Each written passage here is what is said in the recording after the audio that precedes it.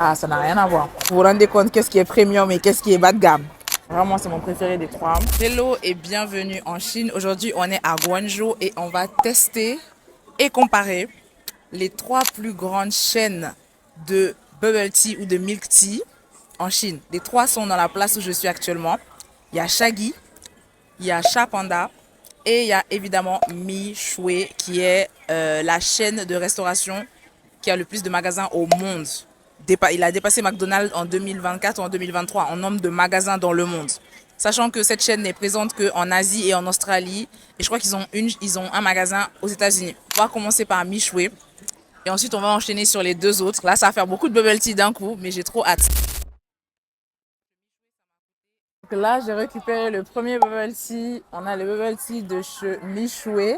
On va déjà noter le packaging qui est top. Ensuite, je vais noter le goût. C'est parti.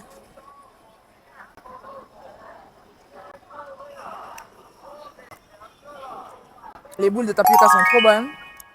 Le milk tea, je l'aime beaucoup. De base, c'est Mi Shui que je connais le plus. Shaggy, j'ai jamais goûté. Sha Panda, j'ai déjà goûté, mais c'était en Malaisie, c'était pas en Chine. Donc j'ai hâte de goûter le reste. On y va, on va se commander un Shaggy en deuxième. Shaggy n'a pas de bubble tea. Ils ont que du milk tea basique. Donc on va commander leur milk tea. Comme vous pouvez voir déjà, il y a une différence de prix. Là-bas, j'ai payé 7. Ici, c'est beaucoup plus premium. Ici, je vais me retrouver à payer 16, le double. Ok, plus du double pour du milk tea. Je suis dans Shaggy, j'ai passé ma commande et comme je disais, en fait, ici, c'est beaucoup plus premium. Ici, c'est vraiment l'expérience. Déjà, pour commencer, ils font pas de bubble tea. Ils font uniquement du thé au lait. Et les thés au lait en question, ils ont différentes saveurs, etc. Et il y a carrément quelqu'un qui est là, qui est dédié au fait de vous aider à commander, qui vous prend une commande sur votre tablette, sur la tablette. Et donc, vous avez rien à faire. C'est vraiment, le service est premium. Ils vendent des produits dérivés et tout. Et le magasin, la manière dont c'est organisé, c'est très esthétique, c'est très Apple. En tout cas, c'est très marque premium et luxe de Milk Tea. L'endroit est vraiment pensé pour le côté d'abord esthétique, pas juste le côté pratique et le côté bouffe. Voici le ticket de caisse. Même le ticket de caisse, il est hyper esthétique, hyper bien pensé. C'est vraiment élite et tout, élitiste. Et on va goûter leur Mulan Black Milk Tea. Donc thé au lait noir, Mulan. Mulan, c'est mon Disney préféré, donc je me suis dit que j'allais goûter celui-là. Et on va comparer. Ça reste du thé au lait, sauf que la différence avec les deux autres, c'est qu'il y aura des boules dedans. Je vais vous dire ce que j'en pense directement dans le magasin ici. Et ensuite, on va passer au dernier tout à l'heure. Je vous avoue que là, ça me fait beaucoup de liquide. C'est pas très healthy à ne pas refaire. Ça, c'est clair. On va goûter. Ah, ça n'a rien à voir. C'est vraiment bon. Le thé est un peu fruité, un peu floral et tout. J'aime beaucoup.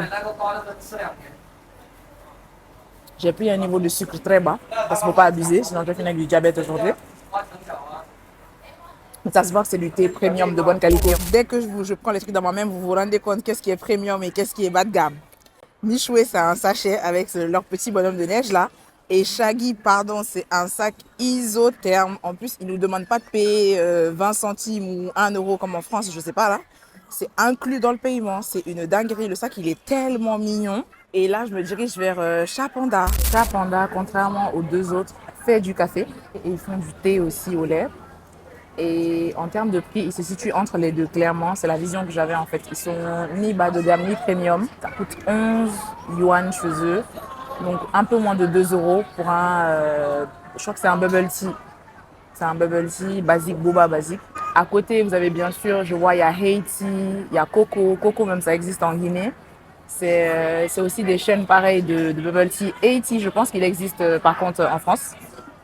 Mais je teste les trois plus gros vraiment. Et en termes de café en Chine, il faut savoir que c'est Luckin Coffee qui est vraiment le truc qui détrône complètement Starbucks. Le truc à goûter absolument, c'est leur latte à la noix de coco. Pas mal, c'est un goût assez particulier, c'est vraiment pas mal. Donc moi j'attends juste mon dernier bubble tea et je vais aller tester ça. Ok, donc première chose, le packaging est très similaire à celui de chez Shaggy. Très très similaire, sauf que là, au lieu d'un sac premium, c'est un sac tout basique en plastique comme chez Michoué. Donc c'est vraiment, ça représente vraiment le medium, le milieu en fait des deux. Voilà, on va tester, c'est parti.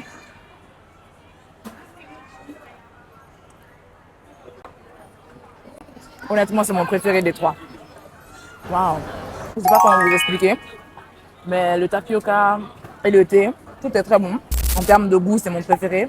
En termes d'expérience, mon préféré, c'est bien évidemment Shaggy. Et pour la vibe, je mettrais évidemment Mishway parce que Mishway, leurs glaces sont trop bonnes. Elles ne coûtent même pas 50 centimes, je pense. Mishway, vous pouvez les trouver partout en Asie en plus. Si vous voulez voir plus de vidéos sur mon voyage en Chine, sur les restaurants que je fais ou sur d'autres pays que la Chine d'ailleurs, ou simplement si vous voulez regarder les interviews des restaurateurs que je fais autour du monde, il suffit d'aller sur ma chaîne là, la page Que le ventre, vous cliquez, vous vous abonnez et vous regardez les différentes vidéos. Et n'oubliez pas, quels que soient vos problèmes, mangez d'abord. Si vous avez les moyens, mangez d'abord. On verra le reste devant.